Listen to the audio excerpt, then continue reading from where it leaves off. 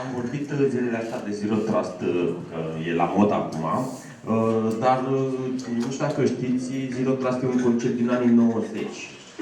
Nu este ceva nou. Toată pandemia și ce s-a întâmplat în ultimul timp l-au adus la lumină. Și multe lucruri care le consideră Zero Trust nu le făceam deja și era ceva absolut normal. Mai departe o să vorbim puțin despre o altă piesă importantă din acest puzzle. Thank you.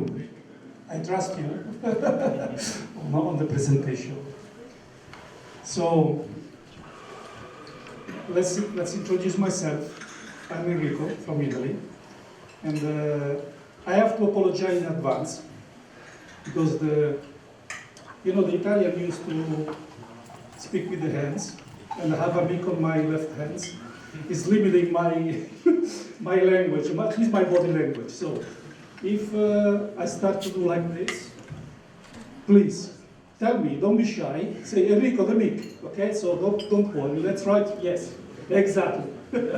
Okay, so don't worry. Please remind me whenever it takes. So don't be shy. So I'm part of OpenText Cybersecurity with my colleagues here in the right corner, Nadia and Christian. And I started with a question for you. Who knows that OpenText has security products in its portfolio? Everyone or anyone, I would say. Okay, so it's to have a long story short. So we came through several acquisitions, several mergers. Okay, so I came also with my colleagues, mostly. We came from HP Software, that then became HP Enterprise. Then it has been spin-off to Micro Focus. And then at the end, we have been acquired by OpenText. Okay, so now we are part of the OpenText Cybersecurity, and this is one of the reasons why I have also, for the moment, two emails, one coming from the Micro Focus, and the new one will come. Is coming already, so it's there, but will be replaced soon by the OpenText email. Okay, so what is the cybersecurity portfolio from OpenText? We have 4 different portfolios within OpenText, coming again from several acquisitions that has been done from this company during the last 5, 6, 10 years, maybe even more. The first one, 3 of them coming from HP and HP acquisition. So you know probably about the SIEM solution from HP named ArcSight. And this is one of the portfolio. Probably you know as well because it's somehow a leader.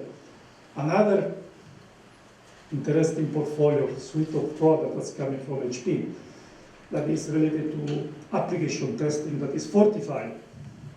You know probably Fortify is one of the leaders on the testing, security testing. Then we have a third one that probably is less known in the market, but is the Voltage portfolio. So that is collecting all the modules, related stuff on how to manage data from a data lifecycle management perspective and from a data security perspective. That is the presentation I will present to you today in relation with the Zero Trust approach. And the fourth one is the Identity Access Manager, Identity Access Governance, is coming from Micro Focus acquisition as well. That is the NetIQ portfolio. Okay? So, having said that, I would like to have an interactive session, so I don't want to be bored here presenting slide and slide.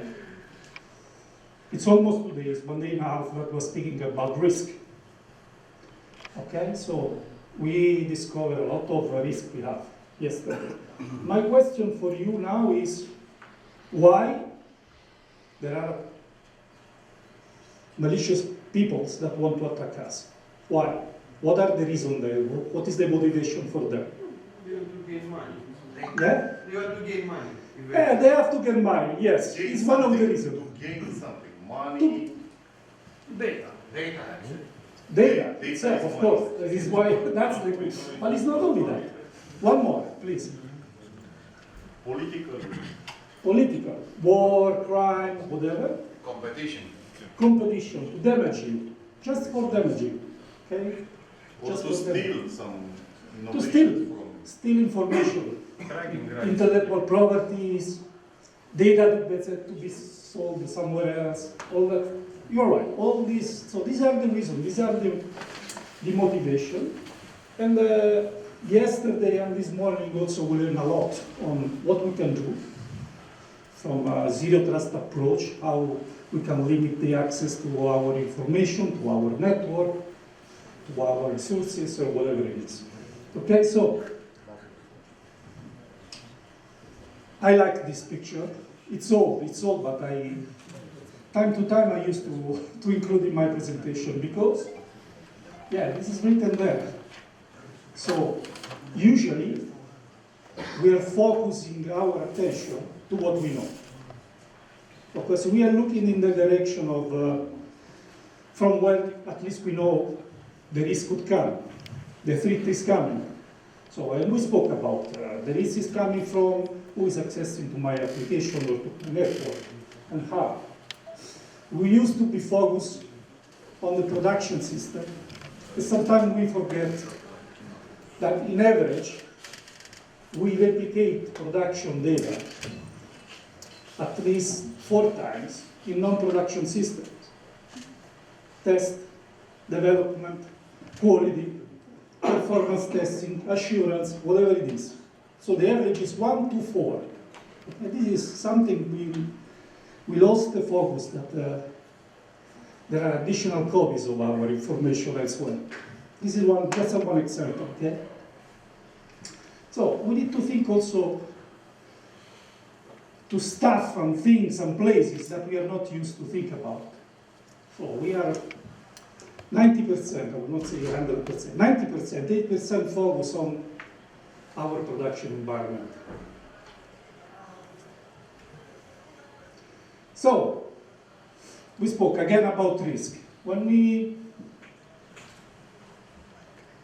think about the data, especially now in the digitalization journey, cloud move to cloud, whatever it is, so we have to think about our data from different perspectives. Okay? So we have, there's a word? The word? No? Okay. And of course today I will focus mainly on the red side here on the left of these triangles. But so everything is related. Okay, you cannot have, I don't know, a data monetization initiative without taking into consideration the cost and the risk. You cannot move your workload to the cloud if you don't think to the security stuff. Okay, so think about that. There are some regulation.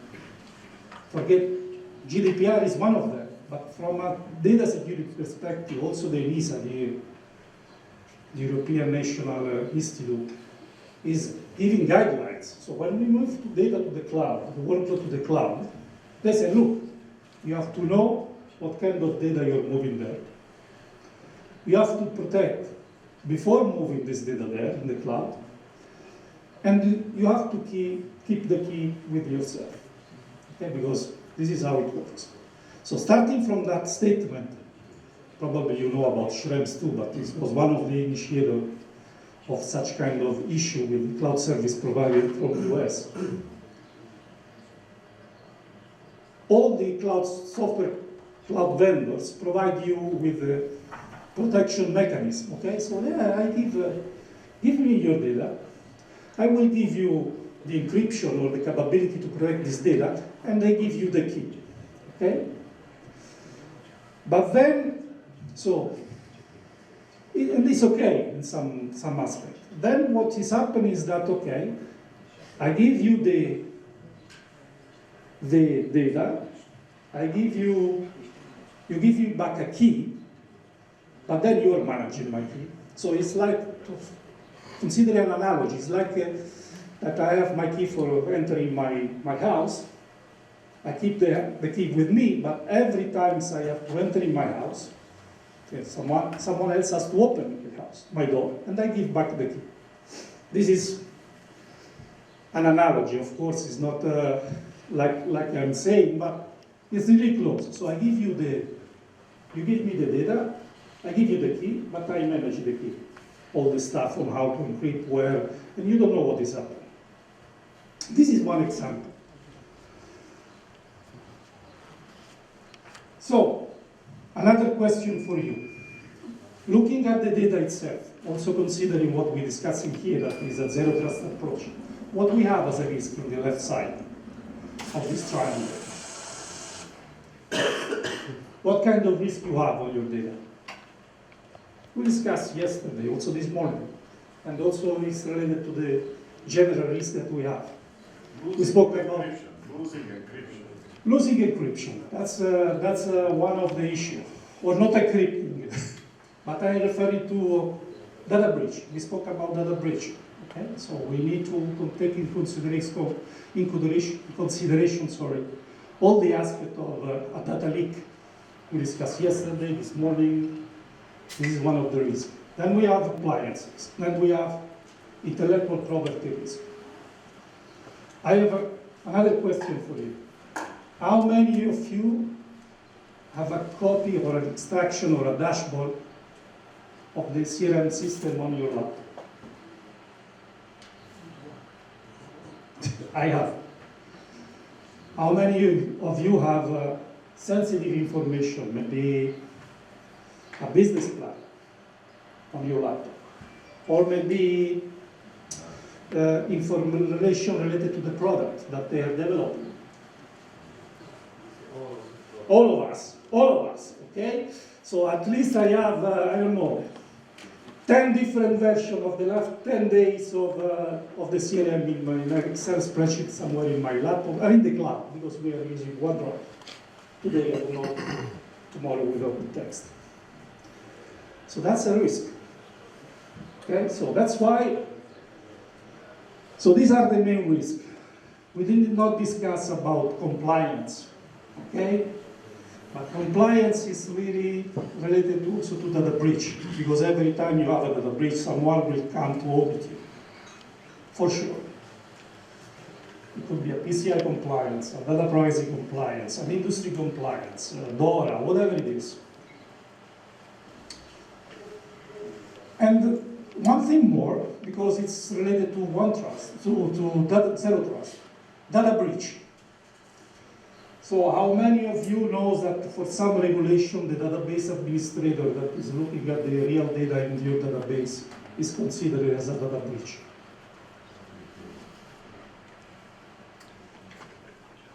You know. I assume you know. So these also are, so we are focusing on some aspect, but we forget sometimes also additional information or aspects that are really relevant to that. And of course, data access is really important. Again, it's 2 days, almost 2 days that we are discussing about who is accessing to what. And again, sometimes we are much more focused on accessing to the data from an application perspective. But again, there is also the unstructured data world and domain that we have to be taken into account. And the example of the extraction of the dashboard, the Excel spreadsheet that we have in various repositories, without going to how many emails we send with the attachment and to who, maybe internally, and we completely lost where these data are going. There are also aspects of cost. I said cost is relevant because you need to take in consideration investment, but sometimes the reduction of the cost will help you reduce the risk. Another question for you. Do you know how many standby or legacy application or application that you have in your data center, maybe too old, are just there because someone, for historical reason, have to access? They are not updated and patched anymore from a security point of view. Or they are there because for legal hold. Do you know how many? Probably not, because it's much more an IT operation stuff than a security stuff. But again, having application in the data center that are not anymore patched from a security perspective, it's a risk. Because if you hold this application, you continue to have this application because there are sensitive data there. Okay, so this is another aspect. So how we can help reducing the cost and as well reducing the risk on the other side. It's relevant. So you see all the connection here. Revenue. So this is the main topic this is the main reason why we speak about digitalization in several areas. We speak about data-driven companies. And there are a lot of definitions about that. But at the end is the motivation for that. The move to the cloud is to share the data, monetize the data, and of course implement new services, analyzing the data coming from the customer, whatever it is. So these are motivation why we are moving to the cloud. We speak about digitalization and data-driven approach. But again, with that there are risks. Because, I don't know, if you are a bank, maybe you are involved in an open banking initiative because you want to share the data, you have to comply with PCI DSS and whatever other compliance. You are sharing the data with someone else, but you have to share in a protected way because there are sensitive data. So it's a triangle, but at the end it's almost a circle because you have to take into consideration everything. You cannot share data. You cannot share sensitive data or everybody else without the assurance that you are protecting and sharing in a secure way. Protect from the data breach intellectual property. So, let's go deeper on the data, not on the technology, on the data. We already spoke about two different stuff, two different domains. On the left, your left, my right, there is the structured data path. I love I would say the tube map visualization. Also, this is a journey, you know. The one line, then depending on where I have to go, I go to different line, jump in another line, from the blue one to the yellow one. So this is just a representation of a journey, a data journey. Again, we used to start with what we know. Remember the picture of the shark. That usually 90% of the time is related to the structured data work. So the data that we have within the databases, the data that are accessed by applications, the data that are somehow well known. But going back to the recommendation, to the good practices and best practices, we are speaking here recommendation about European Data Protection Board or ENISA, or almost all. The new NIS2 is also to take it into consideration such kind of approach. You have some steps to do.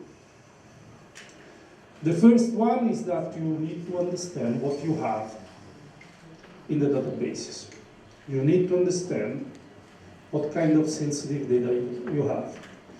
You need to understand if such kind of entities of data is belong to, I don't know, a specific industry regulations or a law. That could be whatever law or recommendation. This is how you need to classify your information. You need to understand what you have And then you need to manage, depending on all such kind of data. And it's not easy.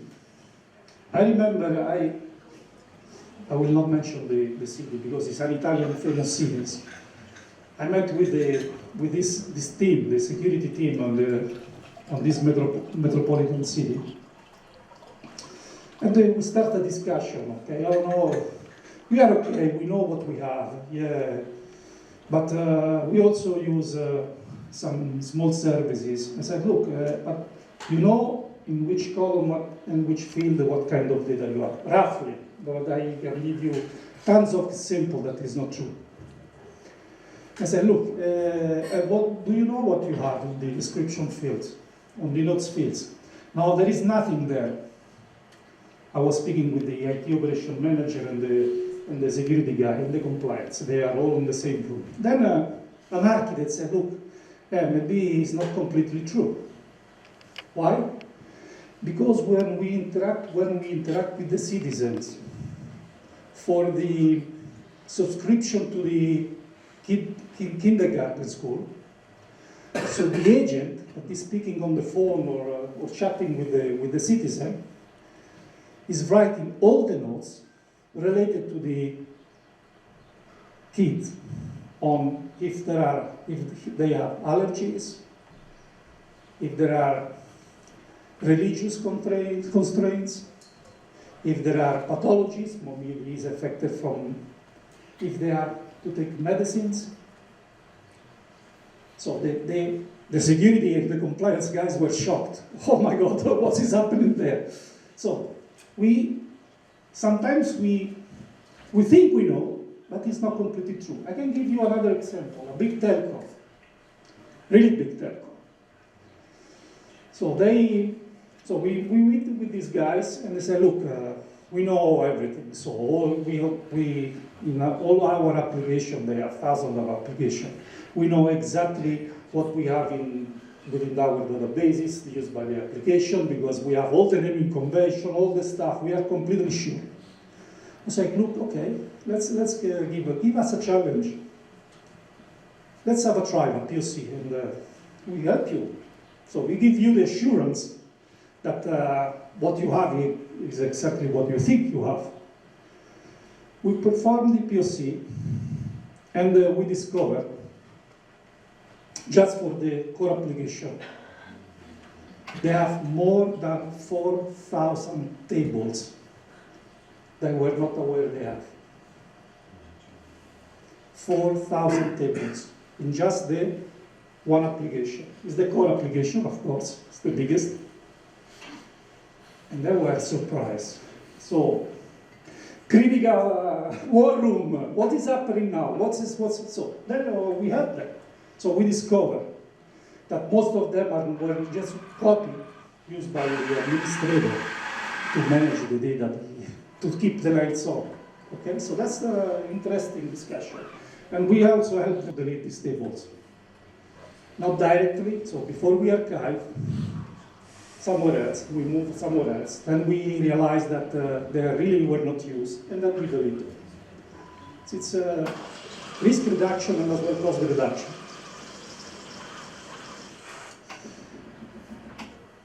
We spoke about the 4 copies on average that we used to have in our non-production system. So still today, there are organizations that are not anonymizing the data, that are moved elsewhere for testing, for quality, for training, for whatever it is.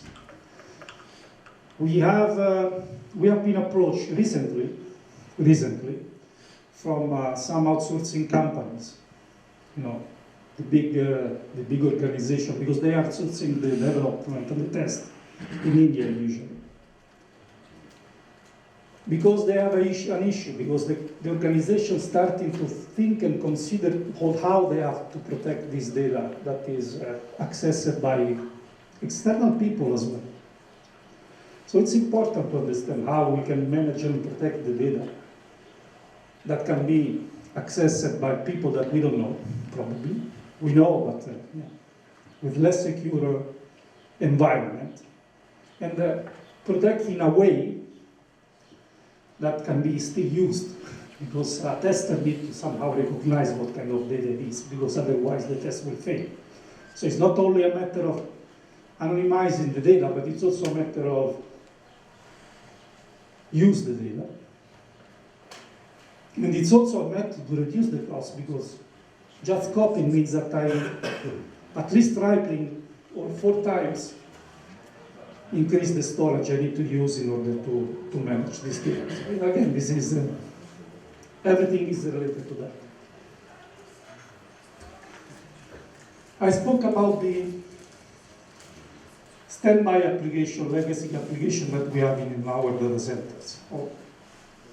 We can reduce the risk of having live data, extracted information, the sensitive information from this application, put somewhere else where you can easily read anytime you want, maybe in a protected form, and decommission all the infrastructure, the hardware, the software that you have in your data center. So it's a quick return of investment, because you can reduce the risk, forgetting about non-patch security patch software, reduce the cost, removing unused hardware and software from the operating system, from the database, whatever it is. Also reduce the energy consumption from that aspect. So, this is what we have on the blue line, I would say. In the purple line, there is the other domain that is coming from the management of the unstructured data. So here we are speaking about files. We are speaking about images. We are speaking about video, audio. So whatever we have, that, believe me, this is the biggest part of the data that we have in our organizations. And the risk is there. I like a lot the presentation that has been done before, even though I'm not so technical, deep technical. But sometimes we make the job of the attackers easy. Because a few years ago, it was a bank actually, we have been engaged in a POC. So look, do you know what kind of data you have, and how many data that you have within the organization that are not structured files, whatever it is? Yeah, somehow we know. Of course, there is the issue of the dark data. That is a big issue and a big risk as well. But somehow we know. So we know that sensitive data, what we have, is protected somewhere. Just few people are able to access that. So, and then we start with a POC again, because again, they give us a file share. So you can scan this. So it's a file share that we created 2 years ago for testing with. Okay. There are some sample data, but there are no really sensitive data. You can go with that. Then suddenly we find that an Excel file that was containing the list of IP address, DNS name, and root password. So this, I think, I don't know whether I think this makes the life of the attacker really easy. It was in a shared folder, shared with the other organization. Then we found additional information in another Excel spreadsheet. That's why I asked you how many Excel extraction you have. It was the list of the customer or some of a specific region with the bank account, the credit card they're using, and some other personal information, sensitive information there, like the movement they do, what kind of activity, how they use, what subscription they have, all this such kind of stuff. So this is the issue of the dark data. This is the issue of managing unstructured data. So having a clear view, a clear picture of what you have is really important. Also because usually the management of the data within the database is delegated to the organization. the management of the data that you unstructured, the files, is delegated to you, is delegated to the users. Oh, most of the time, I would say. Unless you have specific policies and tools and procedures that can automate that. So this is a big issue. Okay? So then we spoke also about, on this line here, the structured data line, we spoke about who is accessing to what, because we have Active Directory, we have all the tool about identity management, identity governance. Here is much more difficult to manage. There are tools, of course, but it's becoming complex. Not because the tools are not there, but because you don't know where to apply, to what kind of data you have to apply such kind of information, what kind of classifying information you need to manage in the entire website. Okay, so it's important, again, to understand what kind of data you have. So understand that if you have personal data, you have sensitive data, you have business data, what kind of information you have. Again, everything is linked to that. So we have organizations that implementing some cost reduction initiative. Gartner say that at least 30% of the data that we have in our organization are not relevant to the business. It's a lot of money. I used to say that today there are 3 things that are increasing: the inflation, the taxes, and the data that we have. So these are the major trends that we have nowadays, I would say.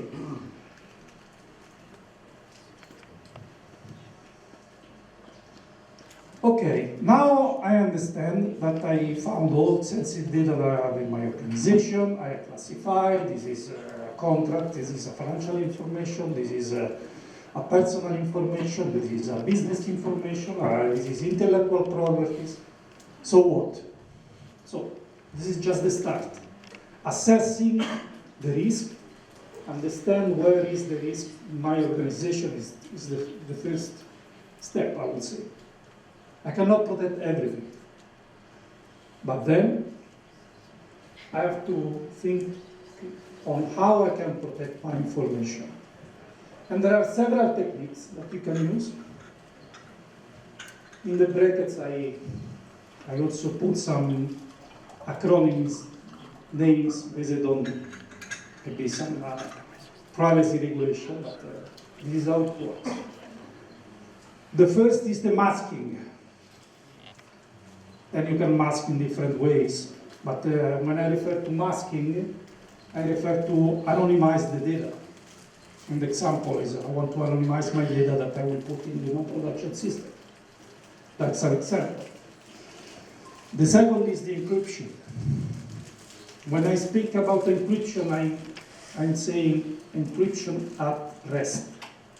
So encrypt the data within the database or wherever this data, this information resides, in our data center or in the cloud or structure or unstructured. It's important to protect. And again, everybody's in the organization, in the ENISA board or data protection also to find, discover, and encrypt. That's the word. Then, of course, for payment system, for banking, to protect credit card, for example, you need to tokenize. This is a specific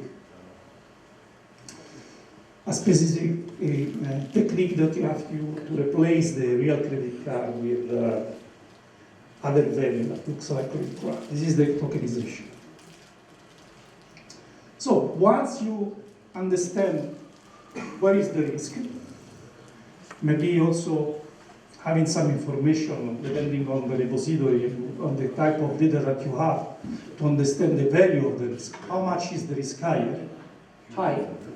So then you have to take some remediation activities.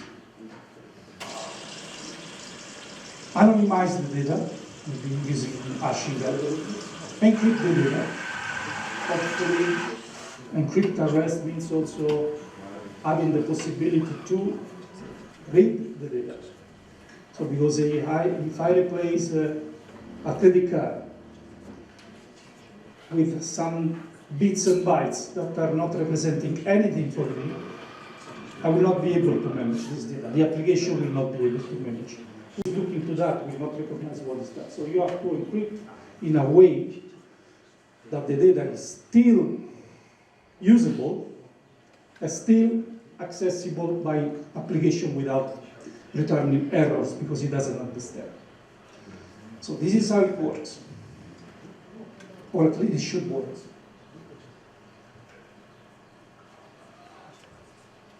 And this is, so when we move from one line to the other, you know, so I discover what kind of data I manage, understand where is the risk, and then I encrypt. So I jump from the blue line to the yellow line. I can do the same with the instructor data. So once I understand where I have the risk and if everything is not needed, then I move to the protection part. And then, of course, I can extend the usage to move the data in the cloud, move the workload and the application in the cloud, do some metadata enrichment because we need to manage the data and the metadata from a data governance perspective, and enhance also the data with additional information that you can find from the analysis. Then we have another line here that is at the end the possibility to delete and remove some risk. So it's the data lifecycle management. It's important to delete what is not needed, retain what is needed, because sometimes you cannot delete so even old data, and maybe use this data, especially when we speak about old data and unstructured data, to use the data in the analytics platform. We have customers that retire applications from the production system, extract minimum information, protect, and put in the big data environments for the usage. Okay? Again, protect is the keyword also in this case. Then is not needed because once you implement such kind of journey, you also need to monitor what is happening. Monitor is really linked to a zero trust approach because I want to understand who is accessing to what, when, and how to the data that are in my database, for example. Okay, so we speak about zero trust and risk management in order to give the access to the data based on the risk of the user and the profile of the users. So I have the access to this application, okay? And I used to access to this data from 9 a.m. to 6 p.m. So every time I log in, I have the access. But what if I start accessing to my data during the night? I still have my access. I'm used to travel a lot, so to work in different time zones. But it's really my standard behavior to access in that way, even though I'm in US, in California, nine hours after Central European time. Do the tool have to give me the access to the data? So we need to monitor. Today I'm accessing to all the information related to the CRM. Tomorrow my users, my credential, are used to access to HR information. Interesting. I should have in theory the access to do that. But is correct to give me the access to that information? So that's why it's important to analyze, classify the data, and implement the right data activity monitoring capability in order to understand who is accessing to what. And this is valid for the application, but we can translate this line the blue line, we jump from different lines in this tube map. Also to the instructor data management. So here we enter in the data access governance domain, I would say. So he's managing the access to file share, and structured data information. So this is another topic, so something that we need to focus on also as well. So understand who is accessing to my file share, my file folders, understand if they are the right to do this, understand if and when they are accessing to this kind of information, understand and manage the life cycle of the user to the data. We have a lot of ghost users that are still there, even though maybe the employee resigned and moved to the competition, for example. So this is why it's relevant to understand what data you have, how you control that information for a zero trust approach. Okay, so you need to understand. You need to manage the risk. You cannot give the access to someone just before he has the credential. You need to understand what kind of data is accessing, when, from where. And as well, analyze this information, because all these capabilities, all this information that you are collecting are relevant for the SIEM to understand, analyze, maybe implement an user entity behavior analysis. We add the entity word to the user behavior analytics. Because nowadays we have a lot of devices that are connecting with the IoT, to our network, accessing our data. So it's important to analyze not only the access and the behavior of the people, but also the access and the behavior of the devices. So I see this is the big picture.